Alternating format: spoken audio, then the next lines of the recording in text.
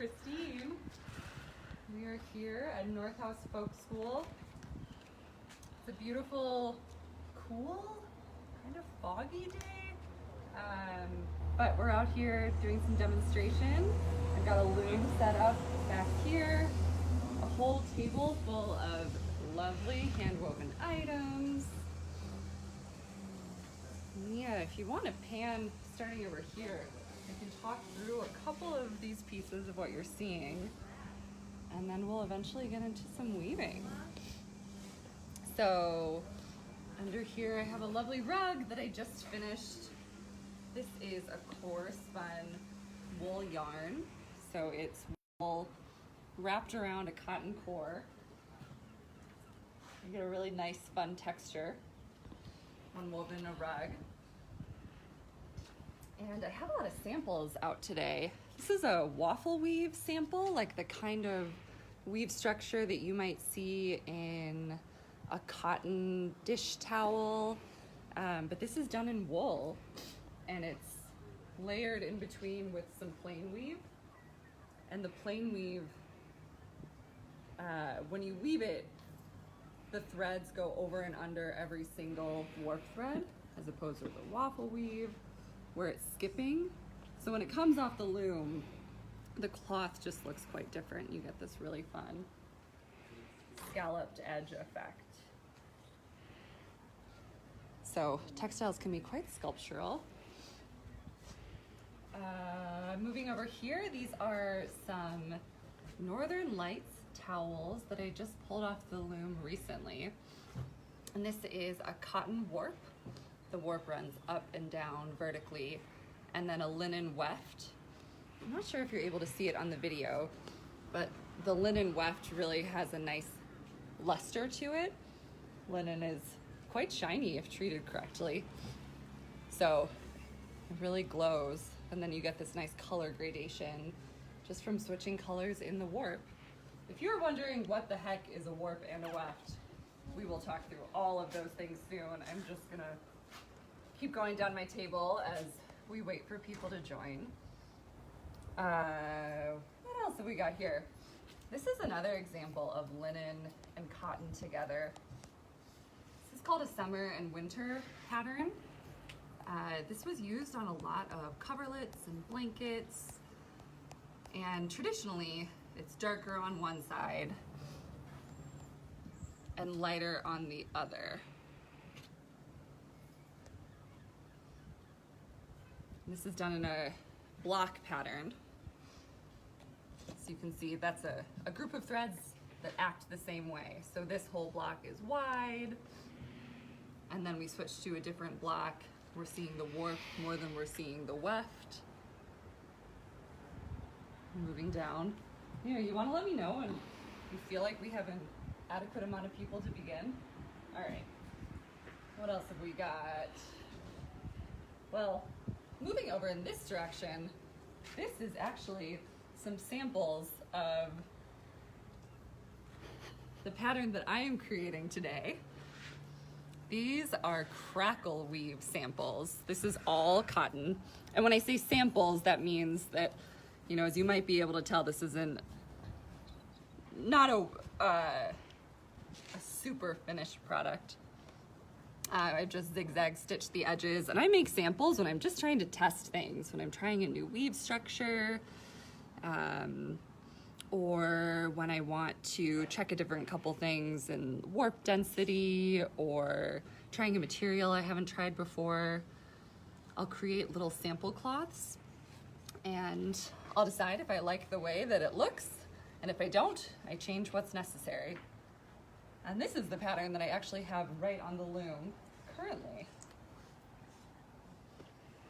All right, now that we've bantered about my whole table here, I'll officially introduce myself. My name is Christine Novotny. I am a resident artist here at North House Folk School. I got here in February, and I will be here for the next 2 years.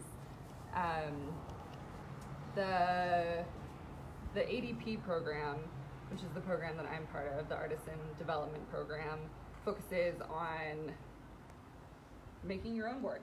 So I have a studio just a few blocks away from North House that I have 24-hour access to. All my looms are up there, and I'm making personal work and making work to sell. And then there's teaching, traveling, mentorship. Obviously right now in COVID times, all of that looks a little different, but I am teaching a class here at North House in a couple of weeks. It's a beginning floor loom weaving class with these awesome looms that North House purchased just this year. So if you are interested in doing some weaving and have September 3rd through 6th still open on your calendar, then you can check that class out online. Yeah, I've been weaving for the past 6 years. I was originally, I went to school for painting and loved working with colors and patterns and texture.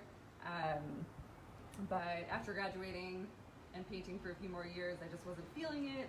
I wanted to be making work that people could touch and use, you know, rather than making a painting that just sits up at a wall and you only view it from a distance. So I got into weaving, and I thought that I would do weaving to take the same images from my painting and just depict them in a different way. But so that would be more tapestry weaving, doing like pictorial imagery. But I really fell in love with the floor loom, and that is a loom controlled kind of weaving. So I set up this whole machine to do a pattern in the way that I want to do it, which is different from having a frame loom with a tapestry where you're deciding where the yarn goes just by hand. So I'll show you a little bit about this loom. What I really want to do today is give a good overview of what a loom is and how it works, especially in demonstrating. I'm out here demonstrating on the North House campus for the next couple of days. A lot of people come up to this and they've seen weaving before. They've seen maybe like pot holder weaving, really simple over, under, but they look at this and they're like, what the heck is going on here? So I'm going to spend a little time talking about what this loom is, what it does and why it does it. And then I have a pattern going on it right now, which are my Lakeshore towels. These are towels inspired by the Lake Superior Gitchigumi Lakeshore and done in some really nice blues and then yellows and oranges that look like the lichen on the rocks out here. So iconic. If you have questions, please type them in. I can blabber on and on, but you are here to get something out of this hour, and I want to make sure you get all your questions answered. We do have a question. You have a question? Do you process your own linen? If not, where do you get your linen? So this year, I am growing flax for linen. All very experimental. If you know anything about linen, you might know that it is a really time and labor intensive process to get the fiber out of each flax plant. So I'm doing that experimentally. I buy linen. It's usually from European producers, European or Scandinavian, like Lithuania, a lot of good Swedish linen, and I buy them. There are many companies that sell them. The Woolery or Yarn Barn of Kansas all have linen. I've also found some really nice 1-pound cones of Lithuanian linen from Gist Fiber, Gist.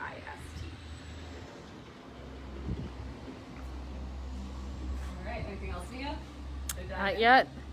All right, so this is a floor loom. This whole machine, in all its glory, the most important part of it is to keep the warp threads under tension. So when I'm talking about warp, this is what I'm talking about. These threads which run vertically, they get tied on here. You want to come around to the side, Nia. Under all of this cardboard and paper, this is where I originally tied these warp threads onto.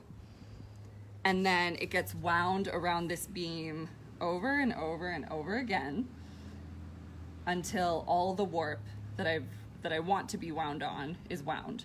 So you can tell just from looking at how many layers I have here that this is a lot of warp. Gosh, how much is on here? So I'm making towels right now.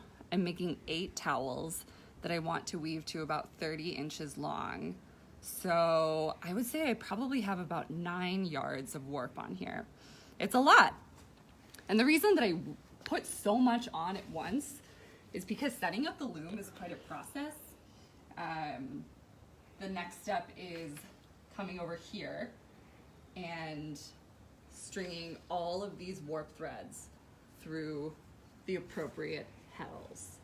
There are 370 warp threads on here. I have 20 warp threads in an inch. Because I'm doing something very fine, I have more warp threads per inch. If I was doing something thicker, where I was using thicker yarn, like this rug, this is about 7 warp threads per inch. Because I need more space between all of those threads for my thick yarn to travel over and under. But as you can see, that yarn is very different from this yarn. This is nice and fine, and I want these towels to be dense and nice and absorbent. So I put the warp threads closer together. So we have 20 ends per inch. Once all of that is wound on to this cloth beam, that process is called beaming on, or I'm sorry, warp beam. Then I come over here and I have a pattern that either, I mean, there's tons of pattern books for weaving, or I develop my own patterns using programs on the computer. So then I come over here and one by one, I take each warp thread and thread it through the appropriate petal. So this is an 8 shaft loom, which means there are 8 of these frames that have petals on them.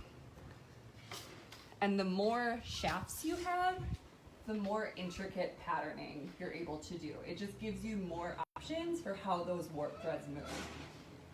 So let's see, this pattern, I started and I threaded the first warp thread, or this one here, through shaft 6. This one is through shaft 5. This is through shaft 6 again, and on and on. You can see, you know, just even looking at this, how each thread is through a different shaft. And so that's the first step of creating the pattern that I want to make on the loom. The next step, once I have all of these threaded, is to thread all 370 threads through this reed.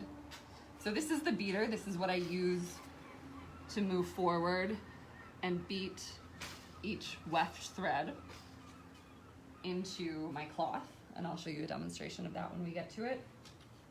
And so I need to put each one of the warp threads through this reed. The reed has little spaces in it, and those are called dents. If your mind is exploding right now from all of the vocabulary that you're hearing for the first time, I don't blame you. I think it took me a solid 2 years to feel comfortable using all of these words. So the reed has dents on it, and there's different size reeds for different kinds of projects. Like I was saying before, I have 20 ends per inch. So I'm using a 10 dent reed, which means there are 10 spaces every inch. So 1, 2, 3, 4, 5, 6, 7, 8, 9, 10. You believe me, right? Mm-hmm. And I'm threading 2 warp threads through. So if I thread 2 warp threads through 10 dents, I've threaded 20 threads. Yeah, Nia's getting it. And then finally, I have that all going. My threads are so close to being ready to weave. Lastly, I tie them all onto this bar here, and I just started this project so you can still see it. And I tension them. So I tie them in these little bundles, and then I do a lot of pressing down. You know, is this bundle tighter than this bundle? Because I want all of these threads to be at the same tension.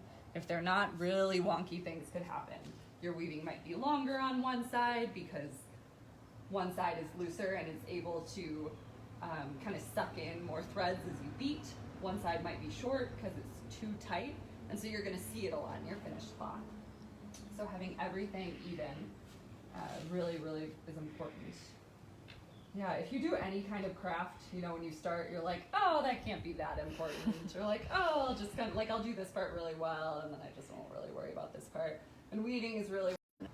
Do we have any questions about what a loom is? I guess I haven't gotten to the bottom part yet. Down here, we have... Oh, there's my scissors. OSHA. Down here we have treadles. So all of these treadles get tied. This is what I'm talking about with treadles. Pedals. All of these treadles get tied to lambs, which then are attached with this metal bar to jacks. So when I press down on a treadle, the lamb comes down, the jacks scissor up, and they push up a shaft. I'm gonna go down and up again. Each of these, there's 10 treadles here for this pattern, and they're all tied up differently. These two over here are tied up for plain weave. So we know plain weave is over, under, over, under, over, under. And I have 8 shafts on here. So this treadle is tied up for shaft 1, 3, 5, and 7. This shaft is tied up for 2, 4, 6, and 8. So these are going to give me my plain weave. And then all of these other ones are tied up differently. And that's what's going to help me create the pattern. We have a question. Somebody is wondering if students in your class in September have to warp the loom, or is it already done for them? Oh, yeah, you gotta warp that. Yeah, warping is 100% part of the weaving process. And it is quite time intensive. But yeah, students in the class are going to learn how to do everything from beginning to end. I want them to leave feeling like they have a good knowledge base that they could go and do it themselves. The weaving part is really fun and great, but the warping is just as much of the process as the weaving itself. So we'll spend a couple days doing that too. All right, I guess last thing that I want to show you is the shed. And the shed is very important. That is the space that is created when I press down a treadle that I can send the weft to. So this is my shed. Can I interrupt quickly with another question? Yes, please. How long does it take to get a loom set up for the project? Depending on the size of the project, but like roughly, what would you say? It so depends on the size of the project. But I'll give an example, like something that's about this wide. So these towels here. What is this? This is 13 inches wide. It was about 14 inches on the loom because it always draws in a little bit, and this is after washing and it shrinks up. I put on 6 towels, all this length, and that took me 6 hours. And then I would say maybe an extra 30 to 45 minutes to plan out the project. So to do the math to figure out how long the warp has to be, to do a little bit of color planning here. And yeah, and that's it's wider, and this probably took me, 8 or 9 hours total, maybe a little bit less. So I sell work, and at the end, it will take me 2 hours to weave a towel. I'll have to account for all the time it took me to warp it too, so I can take that like 7 or 8 hours and divide it out between every towel and add an extra hour on, rather than telling someone, sure, I'll weave you a towel. It's going to take me 8 hours to set up the loom and 1 hour to weave your towel. So it's just always worth it, especially if you're working with finer yarns and a more intricate pattern. We have a question from Jerry. Do you use all the treadles when making a towel? On this pattern, I do. Okay. But you don't, do you always use all the Don't treadles? always use it. Okay. It depends on the kind of pattern you're doing. If I was doing a plain weave towel, so just over, under, I would use 2 treadles. And that's it. But this is more complicated, so I do use all of them on this loom. I've done patterns before where I've used 14 treadles. That's a lot for your feet to be spanning. Yeah. Any other questions? All right, we'll keep moving. All right, so we got our warp threads. Those run up and down. We have our weft threads. That's this here. Those run left and right.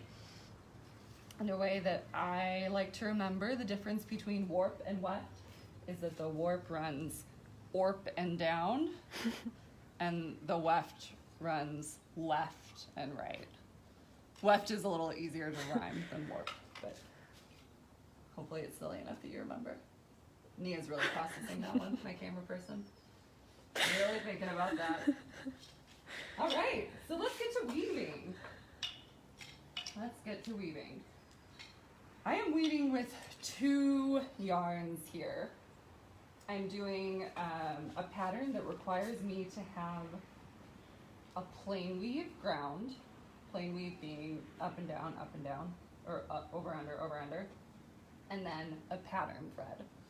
And the reason I do that is having one shot or throwing, one piece of weft through as plain weave creates a really nice ground and a really solid cloth so that the pattern can shine through. So I'll just get to weaving and I'll explain a little bit as I'm going along. So I'm beading in. This is my cloth here. I have my empty warp threads over here. And this line here is my fell. That's where my cloth starts. All right. So I just did 1 pick of plain weave. So now I'm going to move on to my pattern, which is this lovely blue color, reminiscent of that big lake right in front of us. I'm going to figure out where I am in my treadling. Oop, that looks like what I just did, and I'm ready to move on.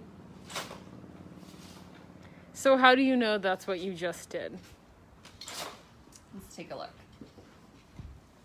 So I'm pressing down on the treadle, and when it's lifting up, I'm seeing that the threads that are lifting, and I don't know how well you can see it on the video, but the threads that are lifting up are leaving a space where that last pattern thread went through. And if you can't figure it out that way, like on this pattern it's kind of obvious, but it's not always, then I could just throw another shot, beat it in. Looks the same. I'm seeing that I have that blue thread skipping over 3 threads here, kind of blending in with the plain weave over here. So I'm going to back that one out. I'm going to move to my next treadle. And here we go. So I throw the weft through, and then I leave it in at an angle.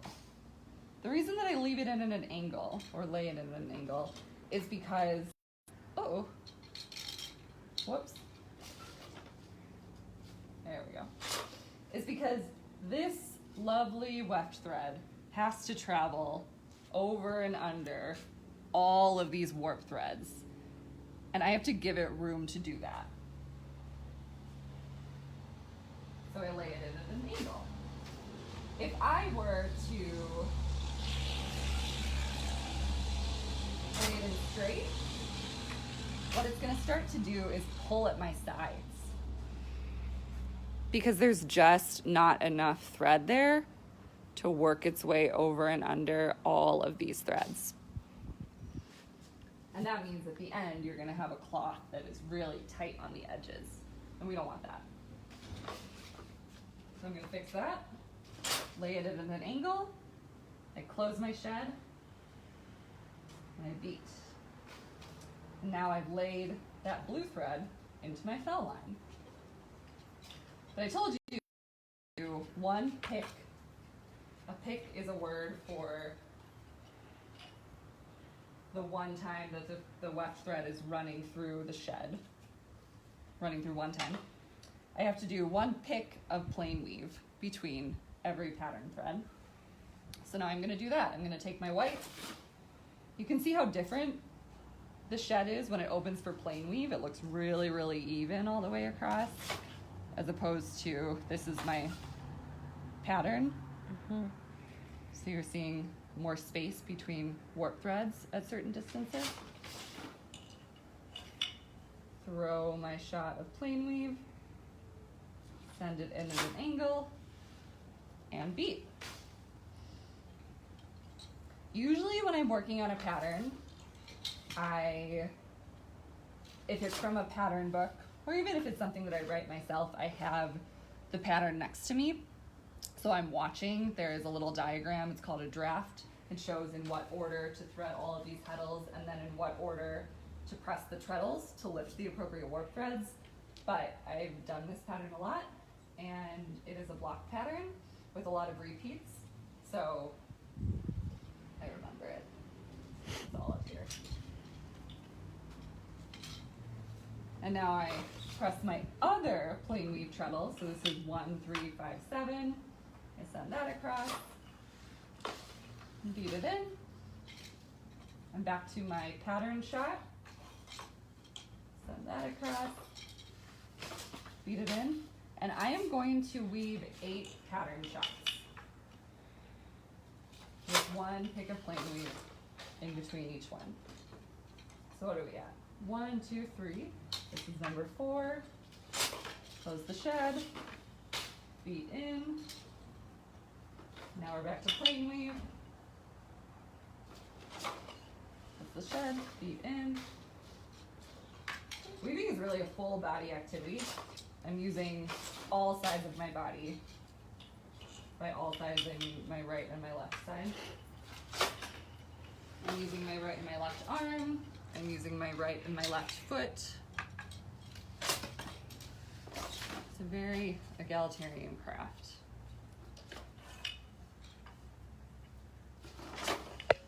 Let's see, that's 5 pattern shots. That's 6. Ooh, I take it back, that's 7. So we have one more pattern shot because I said I was gonna do 8. 7 and 8. So Nia, if you want a close up, by weaving that same pattern shot 8 times, you can see that I've created a little block here. If I wanted this block to be longer, I would weave it more times. I could go as many times as I wanted to. For this pattern in particular, each block has an even amount, or has the same amount of shots. So 8 here, 8 here, 8 here. I'm gonna pull the cloth over that I'm working on. This is this same pattern, but all washed up. And cotton shrinks like 15 to 20%. When you wash it, it just goes. And so everything tightens up, you know, comparatively. Look how much space there is between all the threads here as opposed to right here. So the threads have bloomed, they've gotten bigger in the water, and they've tightened up. So the blocks look quite different. Any questions? All right, I'm gonna weave our next block.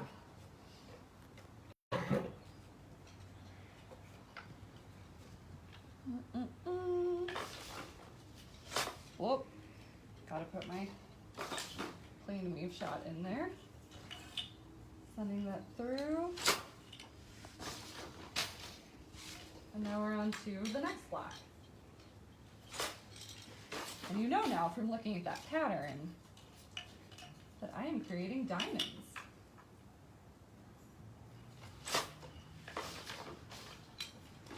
Creating diamonds by layering a series of rectangles on top of each other that move outward just a little bit with each shot.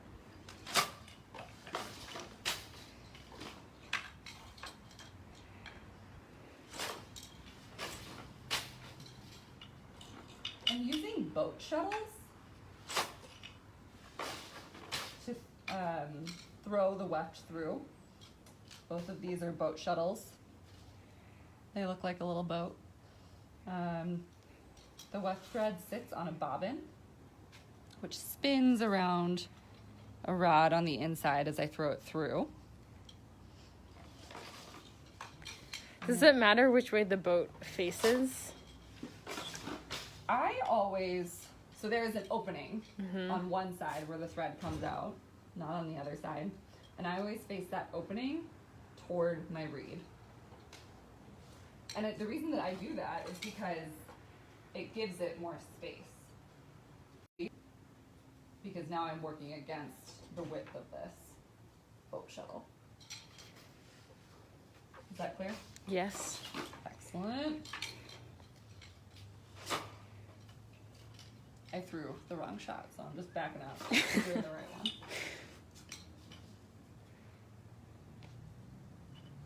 What other questions do people have? I'm happy to just sit here and weave.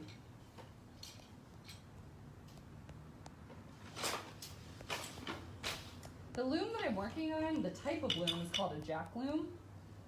And the reason it's called a jack loom is those parts underneath that I showed you, the jacks. Those wooden and metal parts that scissor open like this and push the frames up, these harnesses. The different kinds of looms all relate to how the warp threads are raised.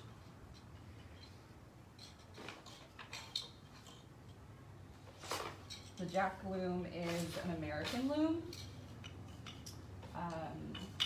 It is a rather easy loom to work on. It's a great loom for a beginner. Is this a jack loom? This is a jack loom, yep. It's quicker to set up than some of the other looms. All right, I did 8 pattern shots, and now I'm moving on. We have a question about what type of project is done in a beginner's class. So the beginner's class that I'm teaching is, what will we be doing? Either a wool scarf or a cotton table runner.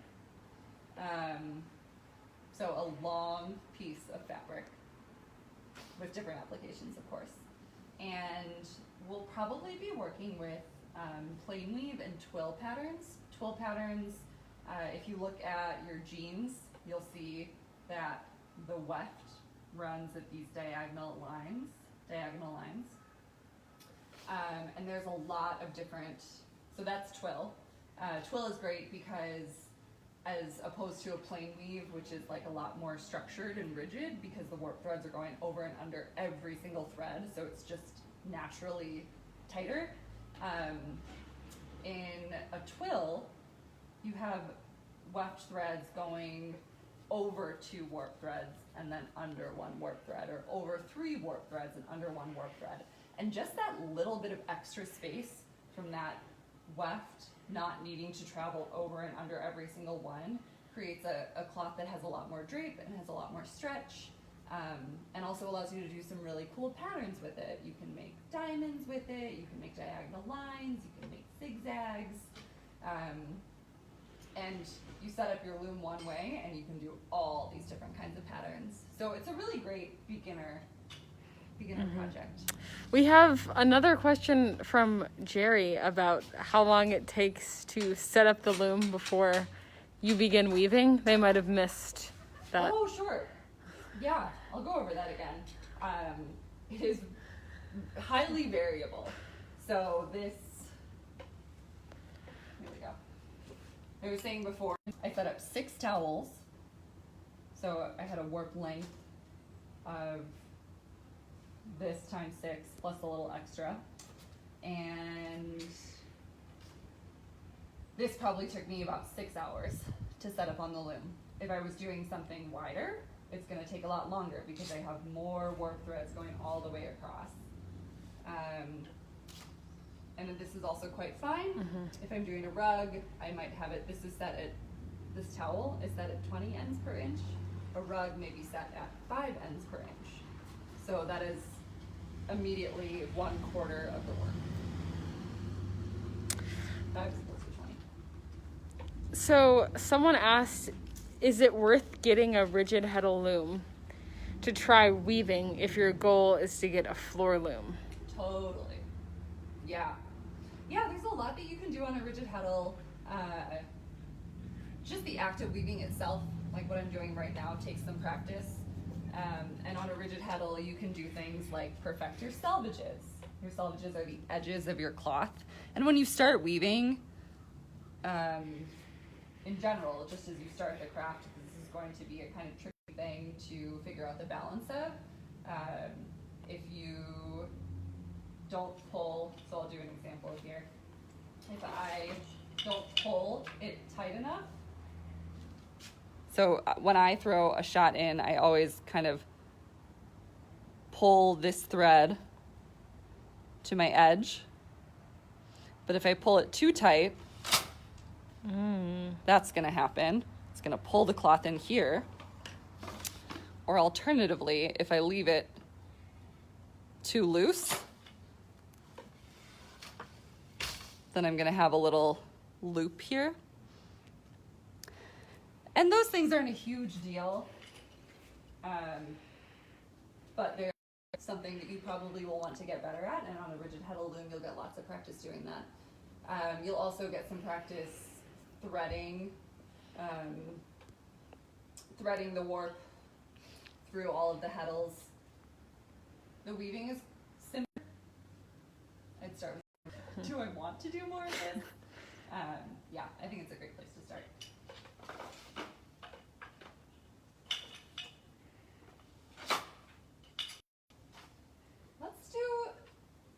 Let's switch colors. Let's switch colors on this one. So I think I'm gonna back this out because I already threw one plain weave. I'll show you how to work. So I'm done with this blue, and I want to switch to a different color. What I'm gonna do is take it and cut it about a little more than an inch out. And then I'm gonna open the same shed that I used last. So I'm gonna press down on the same treadle. If I can figure out which one it is. It's this one. And I'm gonna take it, I have one loose thread on the end, or one thread that doesn't go through a heddle. I'm gonna wrap it around that and put it right back in there, in the same shed. and then I leave this little tail sticking out. I put it in about 1 inch. I really don't want it to come out. And then I close my shed, and I beat it in. You can barely even see that it was there. When I keep weaving, this area will get pushed in, you know, as I keep building up weft on top of it.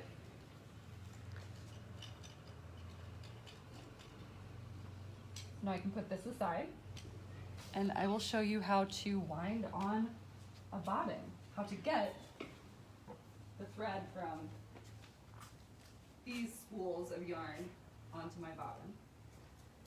First I need to find a bobbin. Aha! Here's one. So this is a bobbin, little plastic bobbin, raised edges on the side to keep all of your weft yarn in, and a flat tube. And I'll come over to here. This is my bobbin winder. It is a rod. It's attached to these gears, and when I turn this handle, it spins. Really simple. Comes with a little clamp. I clamp it onto the edge of, in this case, the table. I'm gonna start by taking my new weft, this lovely kind of burnt orange color, and wrapping it around a few times just so it can't pull off. And then I slide it onto that rod, and it just tension fits on there. The rod is a little bit thinner at this side than it is at this side. And I hold on to my weft here. I'm creating a little bit of tension by holding it between my fingers, and I'm gonna spin. And do you always rest the yarn on the floor? I do. Or on the ground? Yep. Sometimes you might be working with a ball of yarn, and then you'll want to put that into, you can put it in a bowl or an old coffee can, because the motion of this spinning around will make that yarn down there, if it's in a ball, it will make it dance all over the place. So I'm working really, really consistently, back and forth, back and forth. It's important to have a nice even wind, because if not, as that thread is needing to release itself as it goes, you know, through the shed on the, or in the boat shuttle, it will get kind of caught up on itself. And I build it up a little bit here at these edges, because I don't want those yarn loops for any reason to go over the edge as I'm weaving either, or else you can create a big mess again. Nia is weaving like this may have happened to her before.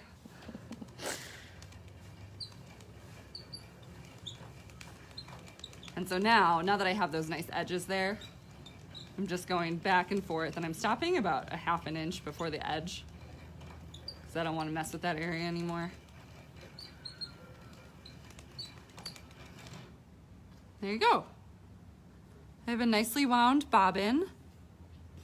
You can see that I don't have too many peaks and valleys, too many areas where yarn is sticking out where it wasn't as tight there, or a little too tight over here.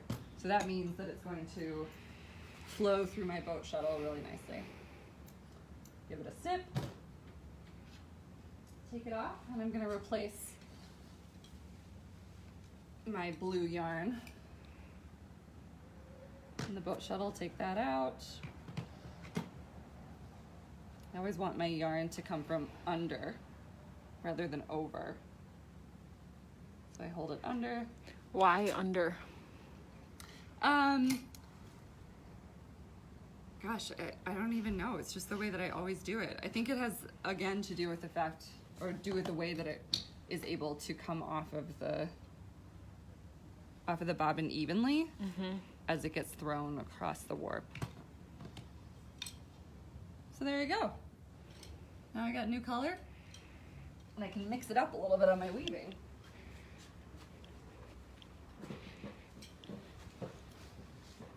Any other questions?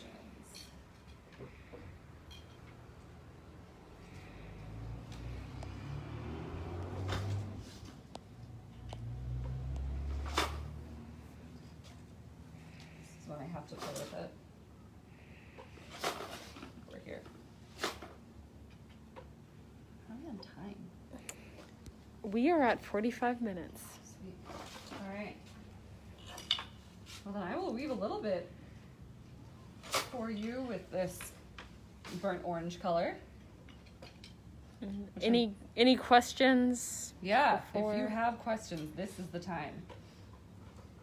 So I ended my blue yarn on the left side of my cloth. So I'm gonna start this yarn on the right side of my cloth. And that's just because right here where I've ended the yarn and where I will begin the yarn, I've doubled it. And if I double it too many times on one side, I'm gonna build that edge of the cloth up more. So I wanna try to keep it as even as possible. So I'm gonna start on this side. I will throw my boat shuttle through. Just like starting, I'm gonna leave a little bit of an edge here.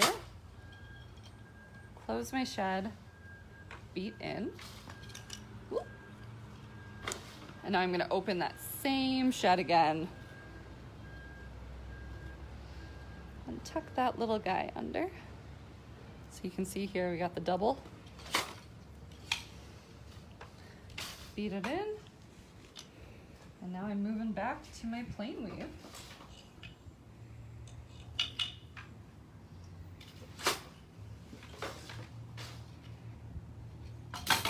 Oh! That's what I call it capsize. Sometimes your hands turn to butter and you throw the shuttle across the room. Or the worst is sometimes it will go through your shed and then it will tangle in all of the many parts under your loom. So we got lucky this time.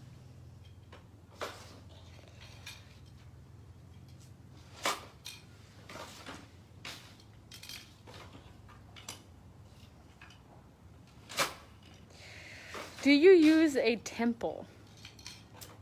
I do sometimes, and sometimes I don't. I honestly use it mostly for wider weavings. I use it for rugs, anything that has a tendency to really draw in, which means that the edges, the warp threads along the edges are a lot tighter than the rest of it, the rest of the cloth. And when you have draw in, what will happen is, you know, as I'm pulling back here, I keep an eye on these angles.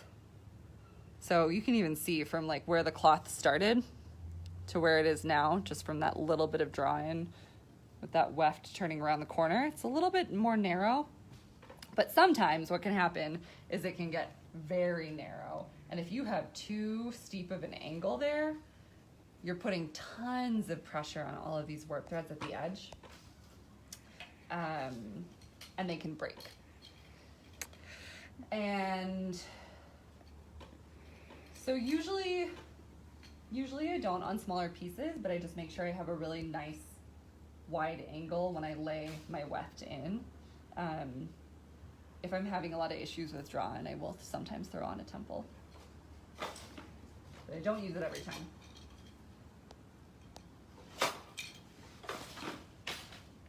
Given the difficulty with attending classes in person, suggestions for books and other study options. Ooh. I know Canada has a Master Weaver certification program. Yeah. Do we have anything similar in the U.S.? Yeah, that's a great question. I've heard about that Master Weaver certification program, which seems pretty cool. You know, as far as I know, I don't think that we do.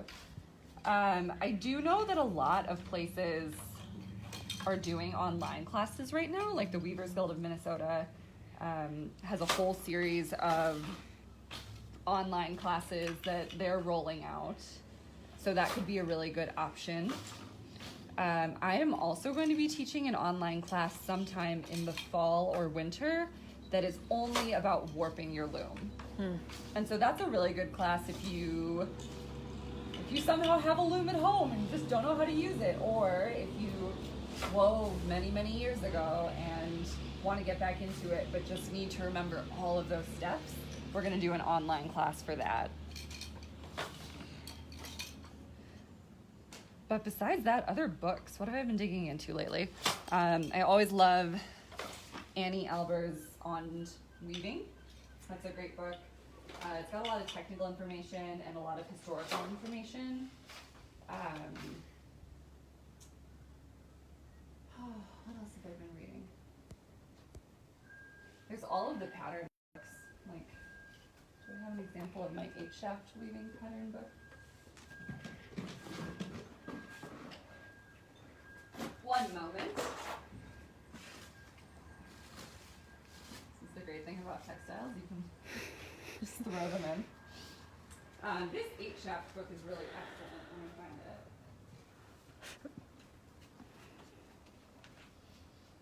it. It's divided into the type of weaves. But then there's really, really good technical information at the beginning about what is actually happening. You know, because anybody can warp a loom. If you know how to read a pattern or read a draft, you can warp a loom and weave any of these things. But if you want to know how to play or like why that particular weave structure might work better for a certain type of cloth, then this is the information you want. So I consider this great bath time reading material. If you just want to like look at some pictures and do some light reading, that's what I suggest as it's getting colder. Do you ever find yourself with multiple looms in various stages of completion because you are in the midst of several different weavings, like a towel or maybe a wall hanging? Yeah. I do. You know, right now I'm lucky enough to be up here at North House and I have a private studio. That's not true. I don't have a private studio. I have a sectioned off part of a communal studio, but a space that's all my own that I can, 250 square feet that I can do whatever I want with. And I've had 2 looms for the past years, but I've had one at home and I've had one at a shared studio. So now right now I have 3 looms there. I have this one. I have a 46-inch Gilmore loom, which is a jack loom, and then I have a 54-inch countermarch loom. And it's really nice to have different projects at different stages going on. The weaving or the warping process can be really hard on your body. There's a lot of bending over, being in weird positions to be able to see like tiny little threads going through tiny little holes. And so it's not something that you just want to say like, I'm going to sit here and do this all day. You want to take breaks and also set your loom up in a way that makes it easier on your body, which are things that I'll talk about in my class. But it's like, I came from painting, and when I was painting, I always had like 5 things going at once because sometimes you feel like doing this and sometimes you feel like doing this. And with weaving, it's a little more constricting. Whatever you put on the loom is what you're going to work on until it's done. So if you have the space and if you can afford it, it's nice to have multiple looms going.